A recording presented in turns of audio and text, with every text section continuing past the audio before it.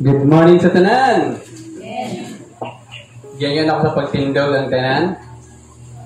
Ato ang aprihan ng ato ang mga Biblia sa karaang tipan sa libro sa Genesis, Kapitulo 22, versikulo 13 to 14. Unya giyahat ni Abraham ang iyang mga mata o siya mitanaw o iyang nakita sa iyahang likod di usa ka laking karnero nga ang mga sungay na sangit sa kasampinitan. O miadto si Abraham gikuha niya ang karnero nga laki o kini iyang gihalad ingon nga sunugon puli sa iyang anak.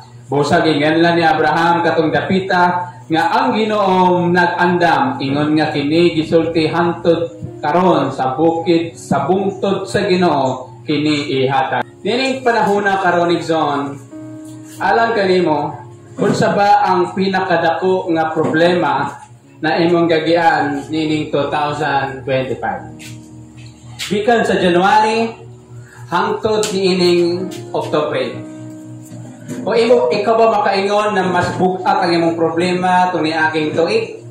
2024? O 2023? O karong tuig ka? O wa ka kabalo kung nakabay bugat o gaan nga problema sa 2026. Now atong mensahe karon, ato ang kiningi kauluhan, the greatest test of all. Ang pinakadako nga pagsulay sa tanan.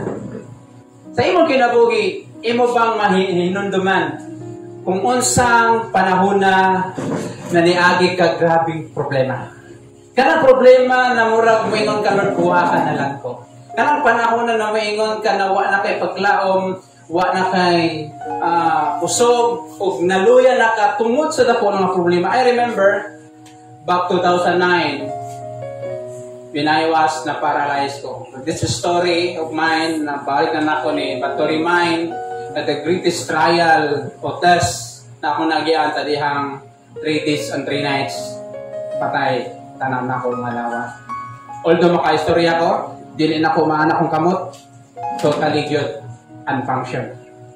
Isip malibang kinangganin mo kalalay, mangigig. Tanan! Can you imagine the situation kung paralyzed ka? Then, salamat sa Ginoo na naay mga bugoy sa amuang sityo. 20 kabuok na mga bugoy miadto sa pinakabukid nagdalagduyan. Then sa ubos anak pangpang isa lang kasipyat ligid mitulok. Ako nagipasan o sila na nagpasan paabot sa sityo. Ikaduha na the greatest test kadiyang na-operahan akong mata na infection and the doctor said impossible na maulian imong mata kay ni gawas na ni pula. At that time pag ito kalag-kalag, no office hours. Sa kinabuhi ni Abraham, niagi siya ang kinabuhi na gihulat niya ang gisaad sa Ginoo for 25 years. Tagaan siya anak. Apan pag-abot sa panahon, gipangayo o kailangan ihalad ang iyang anak. Kung ikaw sa kamahan na nangandoy makaanak, kung nagpangayoon, sunugon, kung sa imong pagbati. Kung na makaingon ta, matag usa sa tuwa diri na ay nagkanalain na mga pagsulay. Na ay mga nagkanalain na mga problema, o na ako'y mga sitwasyon na dili nimo masabtan nanong naa ka din ha. Nanong naa ka ng problema ha, asa ba nagikan, kinsa ba naghatag ana, unsa ba hinungdan, nanong naa ka sa bugat na problema. Amen? Ang ato now, at the age of 75, Abraham enrolled in the School of Faith. Darihang gidawat nimo si Jesus, darihang gidawat nimo siya sa imong kinabuhi, nagpa-enroll na pud ka sa eskwelahan sa pagtuo. At that time, he was over 100. So 55 years nagihulat niya. But ako makita ang iyahang kalag nangandoy gyud sa saad sa Ginoo. Ang kamatuoran mao ni, we are never too old to face new challenges, fight new battles, and learn new truth. Wala ni sa edad na muatubang tag mga bugat na pud na problema. Wala sa edad na muatubang kag mga gera sa imong kinabuhi ug makatuon ta sa mga kamatuoran sa Biblia. As long buhi ka, as long na kay gininhawa dili maundang ang challenge, dili maundang ang battles, dili maundang ang pagtuon. Manayon nila, if you stop learning, you are stop growing. When you stop growing, you are stop living. Kung muundan ka sa pagtuon, muundan ka sa pagtubo. Kung muundan ka sa pagtubo, muundan ka sa kinabuhi. Amen? Hello? Now, naay mga ways, naay mga pamaagi how to handle ang mga pagsulay sa ato ang kinabuhi. Are you ready? Giyon sa ba niyo pag-atubang tadihang ng problema kag dako nga pinansyal? Tadihang namatay si Mrs. I know the problem is not simple. Una, ang bill sa hospital, one night, 17,000. Then, may nagduol sa mga na pandaw kay isa lang mamatay ang tao, offer 35,000 para lang ihaya. Pag-abot sa pulong-mulok, 15,000. What's my work? Wala mo ko'y trabaho. 1 year pa nakuha ang iyahang insurance. Kung sa akong solusyon. The greatest trial, but praise God. So, ang unang way, how to handle, saan pag-handle ang problema, di na mawala. Dili ta kaundangan problema, ang problema, kung saan yung pag-atubang sa imong problema. Kung saan ang pag-handle. Number 1, first, expect test from God. Kita na atay mga galagalain na expectation sa ato ang mga kaila. Kung mag-asawa ka, ingon ka magminyo tagang, ayan siguro pasakitin. Nabaingon ana na dili ka mapasakitan sa imong action. Dadihang mo ulitaw dalaga pa, anong nguyab pa, grabe lampin kayo. Dadihang nanganak na, singkasing-kasing ka na, di ba? So, we cannot avoid na mo expecter ta na di ta kabati og sakit nga istorya. But in the matter sa ato ang Ginoo, muna usahay makuratan ta, usahay makuyawan ta, na naman, kay akong expectation, pag mga lagad ka, madato ka. At so, bahala. Hindi mo ka kung saan ka pobre. Mo ba ng purpose na Ginoo padatuon ka? Depende na sa imong obedience sa Ginoo o sa trabaho nimo. Amen? So number 1, to handle, magunitan, ma-manage ang mga problema sa kinabuhi. Una, pag-expect, paglaong na naadyo'y mga trial. Now, Genesis 22:1 and 2. Humani atong hitabua, ang Diyos nagsulay kang Abraham. Og siya mingon, Abraham. Og siya mingon, ania ako. Og siya mingon, kuhaa karon ang imong anak.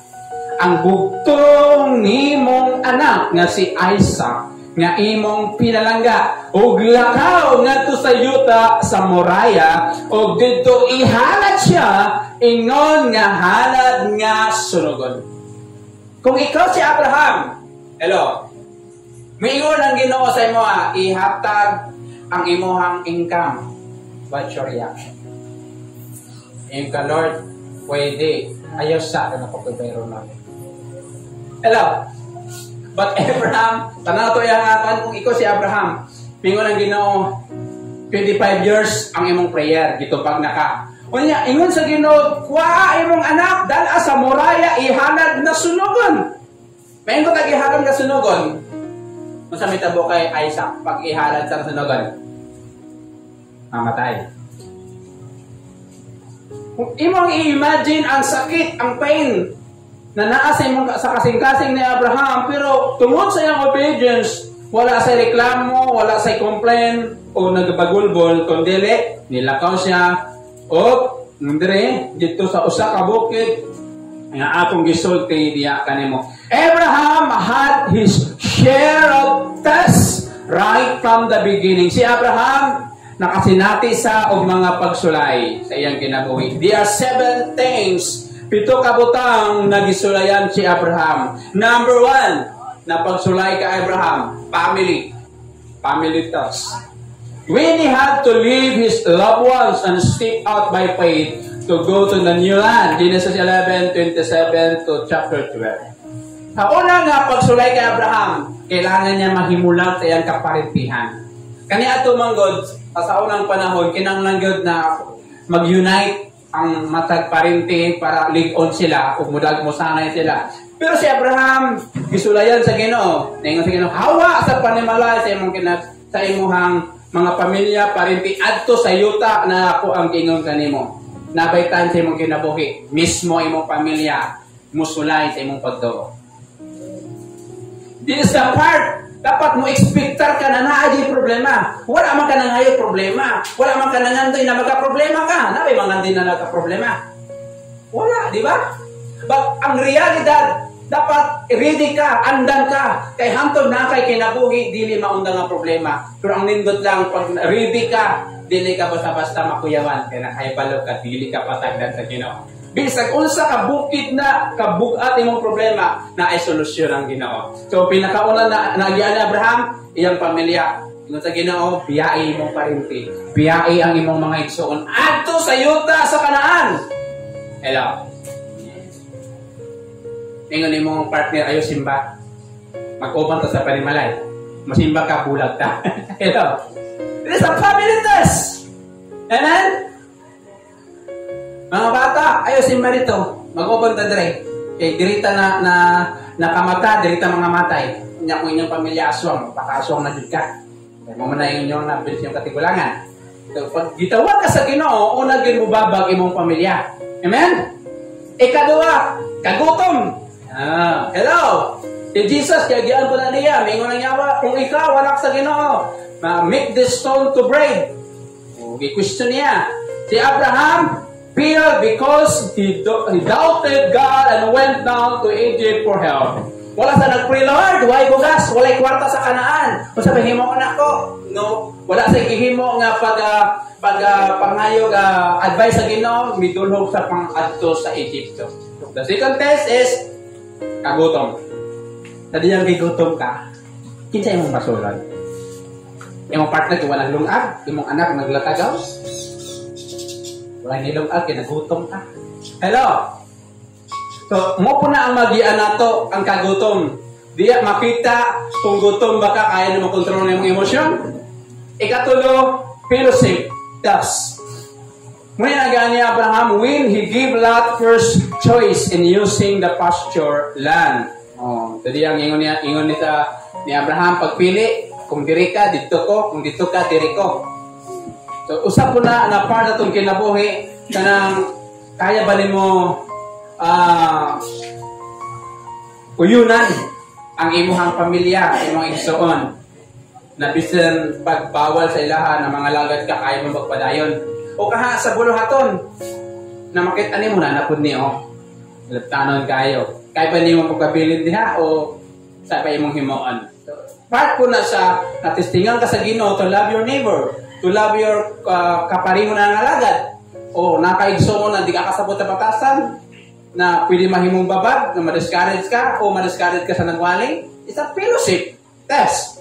And next, in Genesis in chapter 14, 1-16, ikaapat nga pagsulay na nagyan ni Abraham, fight test. Kanang makik-away siya. Batok sa lima ka king sa panahon na gi-captured si Lot diya sa Sodom and Gomorrah. Kuniagi po siya, ikaw sa imong kinabuhi, niagi ba ka na kailangan mo ilaban imong pagtuo?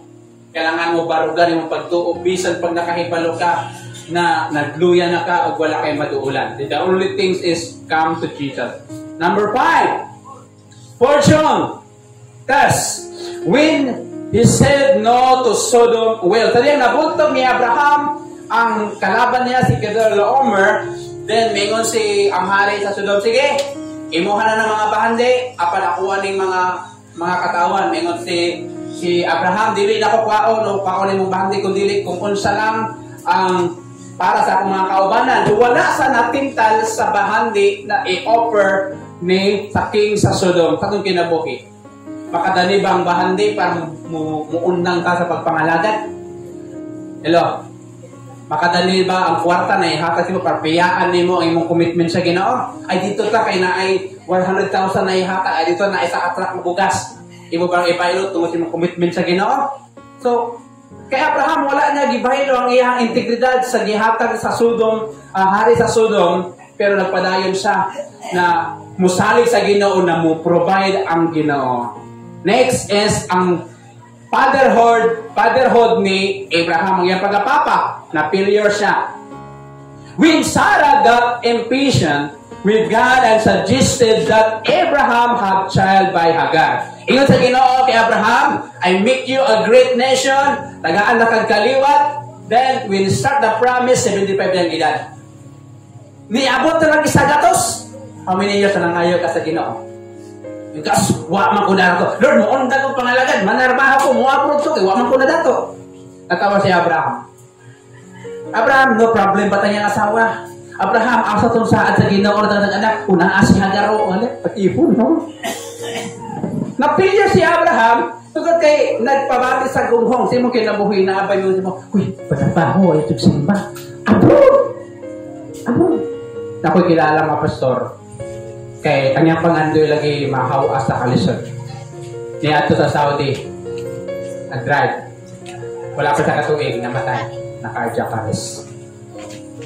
Wala idautan kung mangandoy ka. Basta ayaw biyayang pag-alagad sa Ginoo. Even though ma-exit ko puhon, it doesn't mean na maundan ko. Nag-change lang og title sa ministry, but the same, I will serve the Lord. So ikaw, after this, sa realidad. For example, di January, ang pangutana, magpadayon ba ka? So, importante yun, magpadayon ka. It's not about denomination, it's about the relationship with Jesus. Last is farewell. Say goodbye. Sama-sama niya, Genesis 21, 14 and 21, even though he broke his heart sa panahon na naghiwalay na si Abraham o si Ismael and Hagar. Sakit para sa iya. Hello? Timong kinabuhi na ating mga kaubanan na nakauban na to pila ka tuig. Hello? Nawala sila. Tungod pa kay nawala sila, mawala ko ka. Wala naman ko ka istorya, kay nawala naman siya. Wala na si pastor, munta kong pangalagat. Hala! Pero kas! Mapilyan ka niya, Igsoon. Mawala man, o kinsa man ang alaga sa Ginoo mawala, pwede ka makapangita as long he teaches about Jesus and nag-convict sa sala. Ayaw undang. Amen? So, ang pinaka-way to handle ang mga pagsulay, expect the test from God. Wala man nag-ingon as I said ganina na mag-pray ka Lord, nagay kong problema, Ginoo kay ni pastor expect. No! It means be ready na naay problema. Malipay ka karon hala pagkaugma, nilang wala lang ko'y pugas. Hello, the realidad, di ba? Isa kaagi naggrabe mong katawa, kunya hilat na pud ka. Ana man ang life, mo katawa karon, muhilat ka ugma, mo katawa na pud ka ugma, muhilat ka pud ka. That is the life. Hello? Teso po kayo na siya katawa. Basta ipatawag ka agan, ambulansya. Hello? Tugod po kasi katawa. Yung pa na balance sa itong kinabuhi, may panahon na ayahay kaayo ka, may panahon mo na wadyo ka, basin piso. Kagi ba ka na? Bisin na kay trabaho, may time yun na bisin piso, wala kay kwarta. May time po kay trabaho, wala kay kwarta. That is the reality of life. But ang una na way to handle ang test is to expect test from God. Not every experience in life is necessarily personal test from God. Dili tanan na nahitabo sa imo na giingon nimo na ipagsulay na pud ni. Nanuman? Tungod kay any experience could become a test or temptation depending on how we deal with it. Na mga pagitabo si imo sa imo ang kinabuhi na naipagsulay og naapoy mga pagtinta para masabtan nato ni sa. Our disobedience causes pain or disappointment as when Abraham ang ato ang pag-disobey. I remember when we back 2017 nag-graduate me sa 2 years. After nag-graduate me for 2 years nag-pray me Lord, after nag-graduate me prepare for us usa ka lugar. Then nag-offer taga-banga. Ingon nila, Pastor, kinanglan na mo mag-asawa na mag-turn over sa church. Ang church kompleto na. Nakatanan ng instrument. Ang problema akong misis. Kaya tungod kay ang amo ang isa sa leader na mo, suod sila. Gusto gid sa mo uban dito munang naami ron. Na ako dire. Pero ang offer sa Ginoo banga o kompleto na narito. Because of disobedience, tungod kay mag-asawa, dili pwede na adiya dito ko. Mag-asawa mo, mag-isa mo. Kung sundo niyo mo dito, mag-uban mo, mag-una mo, nag-una mo din may. Pahirap o ginahawa, buntag ito hapon, malunggay sa buntag, bulak sa udtong, o bunga sa malunggay sa gabi. Manaigsoon, ang mga pangitang kinabuhi na mga dili lang tanan ang Ginoo ang naay author sa mga kalisod, kundi ato ang disobedient o ato ang mao ni sana disappointa, maluya ka, muwatay gana tungod sa disobedient. Sometimes our hurts are simply a part of normal human life. Masakitan ta, ay gisulay ako ito, inasakitan ko. Part na sa human life. For example, as we grow older, diha sa mga bata-bata na, as we grow older, friends and loved ones relocate or die. Hindi ko relocate. Na kay friends, best friend mo, di balhin og puyo sa laing nasod. So masakitan ka. May ka pagsulay na pud ni ibalhin sa puyo. O ka mamatay. Life changes around us and we must painful adjustment. So na mga changes dapat we are ready to adjust. Now, we must learn to distinguish ato ang tun-an unsa ba ang kalainan sa trial o kung sa ba ang kalainan sa temptation. Ang pagtintal comes from our desire within us. Kanang gitintal ka, dili ang Diyos na nagtintal sa imo ha. Hello? Example kay Adan and Eve. Ang Diyos ba nag-ingon sa ilaha? Kumukaon ka na, mahisama ka sa Diyos. Kinsa man ka nagtintal? Bitin, yung silingan. Bitin. Diba? It's not God. Temptation. It means, ang imong pangandoy, ay lami, guro na, no? Pita ka sa dalan. So, sinani kwarta. Nawa ko pala na yung mga CCTV. Napintal ka na, kwaon. Trials. What do you mean trial? Comes from the Lord who has a special purpose to fulfill. Paingot ang trial sama kay Abraham na involved ang imong pagtuo, imong commitment. Mo na ta ang gikan sa Ginoo, magpadayon ba ka dili? Ang temptation mo na mutuklo na makasala ka. Temptation are used by the devil to bring out the worst in us. Ang yawa, tintalong kaniya para ipakita na isugyo ka. Ay, parang isaw ako po. Wala ka pala, gisulay ko. No, gitintal ka. Na ayaw mo gawa, ang kargo na nasa ko ka. O, anong baga? So, ikaw lang naipigil. Basta pa na, pangsulay o tintal? Natintal ka, kaya tungkod kayo, namati ka, di ko mapadagdaog mo sipa po to. Di ba? But ang trial is used by the Holy Spirit to bring out the best in us. Kanang gisulay ka, kung tungkod sa pagsulay, nasuod ka sa Ginoo. Amen? All believers are faced similar temptation to sin, but do not all believers experience the same trials of faith. Kitang tanan, makasinati sa usalang katentasyon, kung sa mga klase na ang purpose makasala ka. Pero ang trials, managlahi kay di matagparehang pagto. Na may pagto, murag barko, na may pagto, murag tungaw. Diyan may problema, Luy. Ay. May mga tao na huwag na rin tanan-tanan, pero God will provide. Lahi pa rin yung pagtuo. Wala kayong pagtuo. Ay, pag-anak, lahi na yung pagtuo. Lahi ang pagtuo sa imong katupad. Lahi mo sa imo, ha? Pero ang pagtintal, isa lang purpose para makasala ka. Masama ka nga pagtintal na. Okay. Expect trials from God because the Christian life is not easy. Nagpa-enroll naman ka, nangalagad naman ka, hindi na ka pwede mo undang. Hindi mo katupad, ayaw undang, pina-enroll na ka. Hello? So number 1, way to handle the test. First, expect trial o test from God. Ayaw pag-ampong trial, expect lang. Hindi ka undangan na martako pa na sa mong ipanghayaw. Ikadua, busa si Abraham ibangon og pagsayo ni anang pagkabuntag og iyang gisanunan ang iyang asno og giuban niya ang duha ka batan-ong sulugoon og si Isaac nga iyang anak og nagbugha siya og kahoy. Imagine na 100 years old nagbughag kahoy.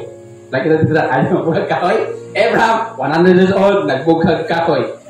Alang sa halad nga sunogon og mitindog og miadtod sa dapit giingnan sa Dios kaniya. Baptas pa. 3 days na baptas sa 100 years old. Alahi man ka nato ang 100 years old. Pag pa kayo, mura pag 50 hon. Karon ang 50, mura ng 90. Na naman, lahi ang strength na to. Karon, nangapas mo naman ta.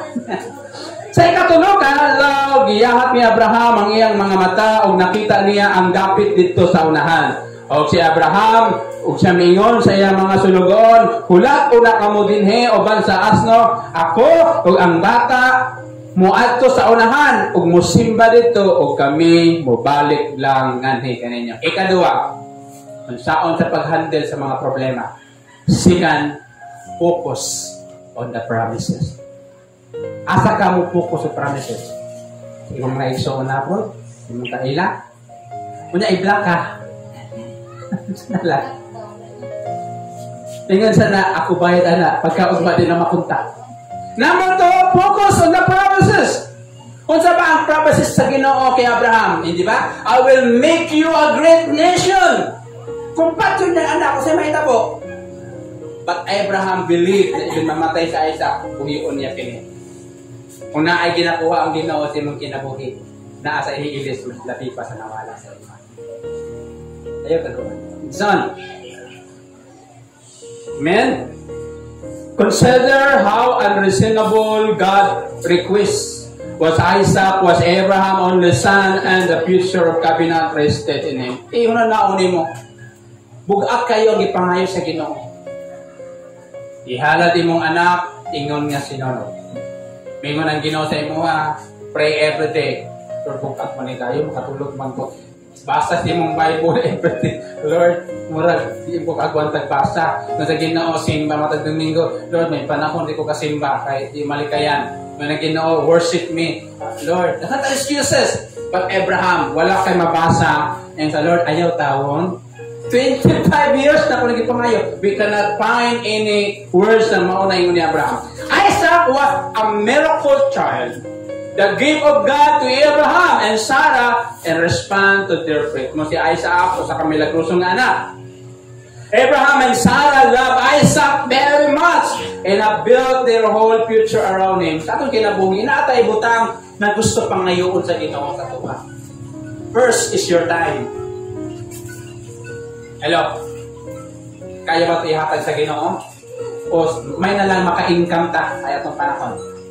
Ang pinaka-precious thing na mahatag nato, your time. Hello, ang imong panahon. Look at this. When God sent a trial to us, our first response is usually, look at this, tulog ka mga butang.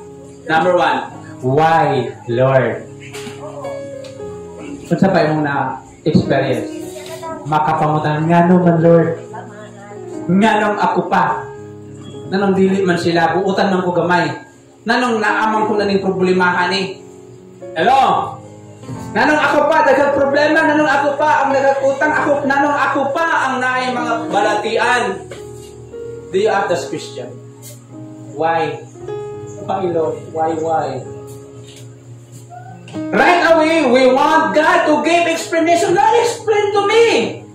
But Abraham, wala naman sa Lord, nanong mag-ihalad na ko ni. Okay ra ka. Nanong panghayo man mo si Isaac yun? Nanong mo maninita mo sa kuwal, Lord? Nanong dili man sila na wala man sila gasimba. Nanong ako man nagasimba, nanong ako daghan mga problema. Do you ask this question to the life? Nagdiman ba ka explanation sa Ginoo? But Abraham, wala sa kamutan ng Lord. They will be done. Amen? Abraham heard God's word and immediately obeyed it by faith. Kaya balo si Abraham, he know that God will never contradict God's promises. Dili jud mo contradict ang saad sa Ginoo. Kamingon ang Ginoo sa imong anak, panananginan na kung kanang surang. Abraham believed that even if God allowed to slay son, nito si Abraham na bisan mamatay si Isaac, he could raise Isaac from the dead. Amen. Bisan pag muabot ang kalisod sa imo as long you faithful to God, muabot yun ang panahon, dili tanang panahon na ngit-ngit. Bisag kung saan yung pugong kay na plano na sa Ginoo na muabot jud ang kahayag sa adlaw. Amen? Dili pa panahon na muulan. Dili pa panahon mo bagyo na yung panahon na nindot ang panahon mo kung nasi mong kinabuhi. Amen? Hello? Di ba usahay maglangilangi ta sa Ginoo, Lord? Tanawa ko na akong silingan, Lord. Wak man nalalagat dato, man kaayo. Niya ako, tanawa. Sinilat, dili ka palit. Do you ask this question? Maningin God make all things beautiful in His time. May time good para sa imo. And finally, verse 6. Gikuha ni Abraham ang sugnod alang sa halad nga sunugon. Can you imagine na gikuha ng halad? Imo ba ma-picture out na mikatawa si Abraham, unihilak siya, uniguol siya? Kadi ang muhalad ka unya diri. Mungisi ka kaha o mag-uol? Ipay pa ko sa ano niya, no? But look at this Abraham. O gikuha ni Abraham ang sugnod alang sa halad nga sunugon o gipasan niya kini ang iyang anak o sa mikuha og kalayo og punyal o milakaw silang duha nga nagkuyog. O niya si Isaac misulti kay Abraham nga amahan o mingon aniya ako anak o sa mingon aniya ang kalayo o ang sugnod apan hain naman ang nating karnero alang sa halad nga sunugon. May mga bata na ginagamit ang Ginoo sabi na mahilayo ka naman ma simba kita pa simba kita. It's like Isaac asa naman ang halad na naman tay kalayo. So, mingon lang nyo. Wala mingon sa si Abraham na dagandaan kay ikaw na ba kong yahalan. Hello? So, can you picture out the situation? O diyang miabot siya sa dapit, nag-iingon kaniya sa Diyos, si Abraham naghimo dito o usa kalaran o gipahilo na niya pag-ayo ang kahoy o gigapos niya si Isaac. Saan ang imuha ma-picture out? Sa gigapos niya si Isaac. Pwede na muhilak siya without words. Ba nagdangoy man ta diha. Kan mga lag. Diba may banat sa kinabuhi. So I remember every corner ani napuno ni cellphone og luha. Nanong naaman to di. Diba kaya Abraham, ano man nagigapos na. Kanya gipangayo ra ba niya? For 25 years nagigapos. Iyang gipahimutang niya sa laran sa ibabaw sa bato. O gituyo ni Abraham ang iyang kamot o gikuha na ang iyang punya aron pagpatay sa iyang anak. And I believe when Abraham patun niya ni piyong ginisakay. Ay para anak sa kinapa ayaw sa kiniwa. Can you imagine? Patun mo ang imong anak kay mo sa Ginoo ihalad. Hello. Kung ikaw kay Abraham, sige pa yung mata mong tanawa na, ay pati-pasip piyat ko. Apa nang angin sa Ginoo mitawad? Sa kalangitan, nalingon, Abraham, og samingon aniya ako. Og samingon, ayaw bakyawa ang imong kamot batok sa bata. O magbuhat kaniya bisan unsa karon kay naila nga ikaw nahadlok sa Dios og nakita nako nga wala nimo gihikaw ang imong bugtong nga anak. Ngari ka nako o nagiyahat ni Abraham ang iyang mga mata og mitanaw og nakita niya sa likod dihay laking karnero ug ang sungay na sangit sa sampinitan og miadto si Abraham gikuha niya ang karnero nga laki og kini iyang gihalad ingon nga sunugon puli sa iyang anak. Busag gingan na ni Abraham ni atong gapita ang Ginoo nag-andam ingon nga kini gisulti hangtod karon ang buntod sa Ginoo kini ikahatag. Katapusan. Yes, how to handle the trials. Third, depend on God's provision. Next Sunday is Thanksgiving. It is the greatest challenge ato to prepare para sa halal. Hello. Pinaka-the best first, like Abraham, preparation ang imong kasing-kasing. Kung makita na to, God prepared the offering. Hello. Importante na kay desire. Mingko, wala ko'y kwarta, wala ko'y pangandoy. May namangandoy ka. Sa Domingo, matubo ko. Wala ka gigunitan. Kung sa imong lutoon, makakabalo. Wala yung kasagay sa Ginoo, makakabalo. depend on God's provision. Amen? Hello? Nagtuo ba ka na i-provide sa Ginoo imong gikinahanglan karong Domingo? Amen. Like Abraham? Nakaibalo ang Ginoo na palangga ni Abraham si Isaac. Kaibalo ang Ginoo na bisan pa si Sarah. Kasi makuyapan pag kami napatay na si Isaac. Pero nakitaan sa Ginoo kung unsa jud ka loyal si Abraham. Amen. Ginatanaw sa Ginoo mo kasing-kasing na bising wala kang gigunitan karon na ba kay mga panglantaw para sa Domingo. Amen. As he climbed Mount Moriah with his son Abraham was confident that God would meet every need. Sa dihang nitaklat sila, nipakto sila, napuro-puro ko ni Abraham. Kaya nakaibalo siya na pangayoon na yung anak. Kung nasayod siya, na pila na lang kagudlo, makita niya ang anak. Kaya mamatay na kini, kaya halal niya. But, kaya balo po siya, na puprovide ang Ginoo. Amen? On what could Abraham depend? Nagdepend siya sa provision sa Dios. Now, ato ning pamalandungan kini giingon sa statement, and the mount of the Lord it shall be seen. Sa bukid sa Ginoo atong makita, dunhay mga lima kabutang na ato karon pag-isgutan bahin sa provision sa Ginoo, pag-provide. Number 1 is like a question. Where does the Lord provide our need? Sa pagkuhaon sa Ginoo ang atong gikinahanglan. Nabasay muchat ba sa tuwa na way na ikwarta diri para Thanksgiving nimo? Minsan na aming kwarta para ibayad sa imong balayron. Asa bagikan ang mga need? Number 1, in the place of His assignment. Kung asa ka gibutang sa Ginoo, dito niya i-provide. Amen? So, we expect to God. Abraham was at the right place, so God could meet his need. So, right place, na sa simbahan, and God know you need. We have no right to expect the provision of God if we are not in the will of God. Kung wala ka sa kabubuton sa Ginoo, dili ka mag-expectar na i-provide sa Ginoo ang imong gikinahanglan kay you are out of the will. It means wala na ka nag-serve, wala na ka nagtuko sa Ginoo, you are out of the will of the Lord. Where does the Lord provide our need? Asa ba sa niya kuwaon ang ihatag niya sa imong sa lugar kung asa niya kagibutan. It means imong panimalay, expect na ay milagro na ay, ang pamagi ka raw na ay mga mutawag sa imo, manguhit yaw. Siguro walang lahi ang makuhit na yung Ginoo. Para na ay pinansan. Paano kung manguhit na ay maningil? Pero sa Ginoo na ayaw sa magpaningil. Thanksgiving ang unahon. Amen! Pwede lang ba kayo sa Ginoo? Ikalawa, when does God meet our need? Kanos aba i-provide sa Ginoo?